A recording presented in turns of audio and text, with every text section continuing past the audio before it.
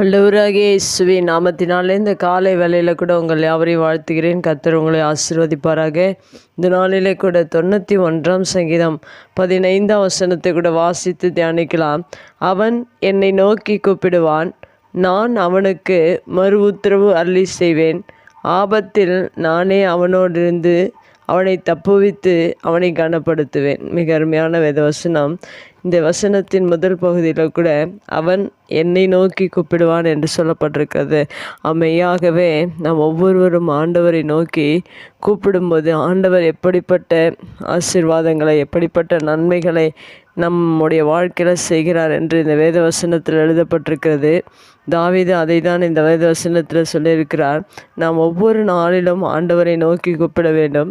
அப்படி கூப்பிடும்போது ஆண்டவர் முதலாவதாக பதில் கொடுக்கிறவராக இருக்கிறார். இந்த வசனத்தில் சொல்லப்பட்டிருக்க மறு உத்தரவு அருளி செய்வேன் என்று.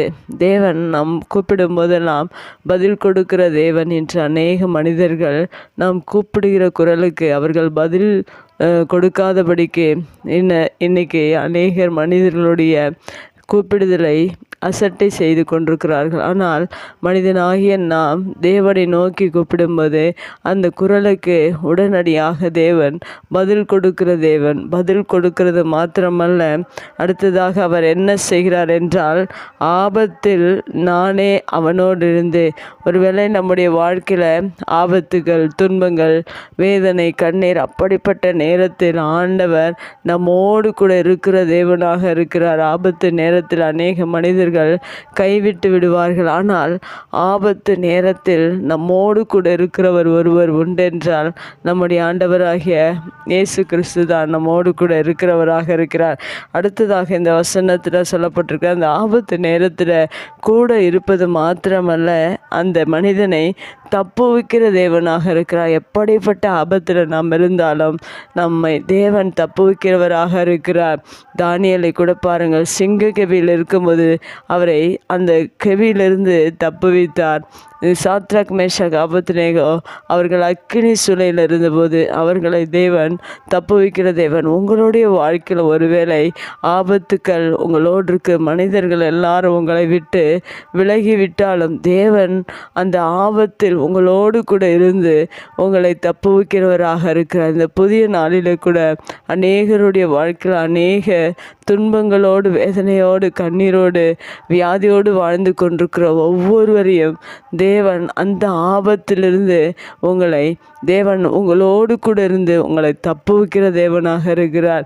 நாம் ஒருபோதும் அதை குறித்து எந்த சூழ்நிலை இருந்தாலும் வேதனையோடு அல்ல, தேவன் நம்மோடு கூட இருக்கிறார் என்ற ஒரு நிச்சயத்தோடு நீங்கள் வாழ்வீர்கள் என்றால் தேவன் உங்களை தப்புவிக்கிற தேவனாக இருக்கிறார். தப்புவிக்கிறது மாத்திரமல்ல, அடுத்ததாக வசனத்தில் சொல்லப்பட்டிருக்கிறது, அவனை கனப்படுத்துவேன் என்று சொல்லப்பட்டிருக்கிறது.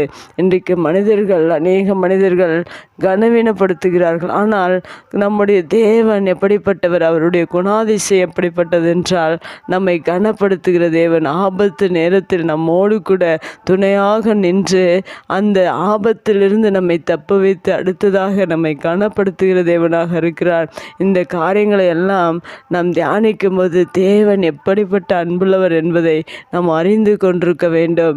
தேவனுடைய அன்புக்கு நிகரான அன்பு இந்த உலகத்தில் எதுவும் கிடையாது. அதனால் எந்த சூழ்நிலை வந்தாலும் அவரை நோக்கி கூப்பிடுங்கள். அவர் உங்களோடு இருந்து உங்களை தப்புவித்து உங்களை கனப்படுத்தி உங்களை ஆசீர்வதிக்கிறவராக இருக்கிறார். இப்படிப்பட்ட அன்பான தேவனை ஒவ்வொரு நாளும் நம் அதிகாலை வேளையில் தூங்கி எழுந்தவுடன் அவரை நோக்கி கூப்பிடுவோம். நம்முடைய எல்லா சூழ்நிலையும் மாற்றி நம்மை தேவன் கனப்படுத்தி நம்மை ஆசீர்வதிக்கிறவராக இருக்கிறார். கண்களை மூடி ஜெபிக்கலாம். எங்கள் அன்பு தகப்பனே, இந்த அருமையான வார்த்தைக்காக நன்றி செலுத்துகிறோம். எங்களுக்கு எந்த சூழ்நிலையாக இருந்தாலும் உம்மை நோக்கி நாங்கள் கூப்பிடுகிறோம். நீர் எங்களோடு கூட அந்த ஆபத்திலிருந்து எங்களை தப்புவித்து எங்களை கனப்படுத்துகிறவராய் இருக்கிறபடினால உமக்கு நன்றி செலுத்துகிறோம். இந்த புதிய நாளில் கூட நீர் எங்களோடு கூட இருந்து எங்களை தப்புவித்து எல்லா சூழ்நிலையிலும் எங்களை தப்புவிக்கிற தேவன், எங்களை கனப்படுத்துகிற தேவன். அதற்காக உமக்கு ஸ்தோத்திரம். இந்த வார்த்தை கேட்டுக்கொண்டிருக்கிற ஒவ்வொருடைய வாழ்க்கையில் ஒரு வேளை ஆபத்துக்கள் இருக்கும் என்றால் அந்த ஆபத்தில் நீர் அவர்களோடு இருந்து அவர்களை தப்புவித்து அவர்களை கனப்படுத்துகிற தேவனாய் இருக்கிறபடினால உமக்கு நன்றி செலுத்து. செலுத்துகிறோம். நீர் அப்படியாய் ஆசீர்வதிப்பீராக. இந்த வார்த்தையின் பிரகாரம் ஒவ்வொருடைய வாழ்க்கையிலும் நீர் கூட இருந்து நடத்தும்படியாக உம்முடைய கரத்தில் ஒப்பு கொடுக்கிறோம். இயேசுவின் நாமத்தில் ஜெபங்கள் நல்ல பிதாவே, ஆமேன்.